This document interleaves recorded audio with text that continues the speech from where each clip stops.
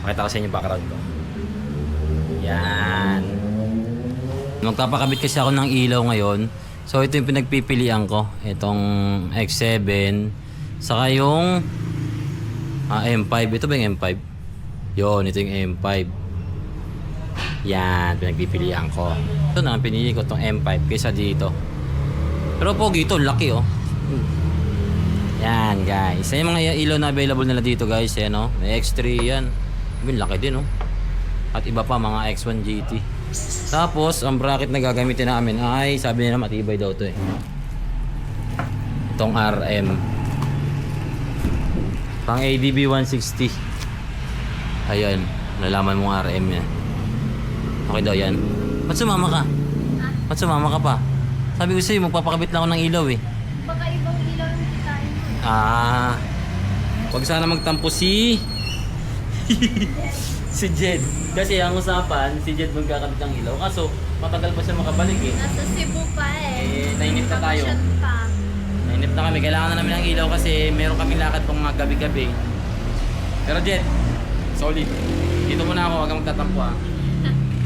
Dito muna ako sa kanila. Ang name nila, JJ Works. JJ Works. JJ Works. Nagtutwerk siguro si JJ. Oo. Pang gumagawa.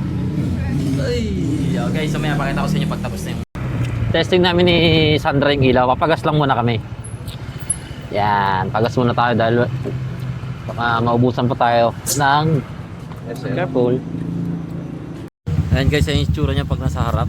Ayan, ayan. Ayan, malinis naman tignan. Okay din. Senlo M5.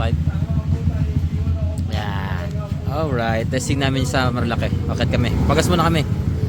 Yun guys, ito na yung Senlo M5 natin guys. Ito yung stock na ilaw ko to, headlight ko to sa ADB. Yan, testing natin yung guys, yung low. Testing natin yung low guys. Yan, ayan ang low nya. And yung high, testing natin yung high. Bang. Grabe. Ayan guys, ha. Yan na, solid ba guys? Nasa yellow basket ba? No. Guys, nasa comment section yung link. Ay, nasa title. Basta guys, sa mga gusto na malakas na ilaw pero mura lang, ayan o. Senlo M5. Boom. Grabe. O, isa pa. Stock. Low. High. Grabe.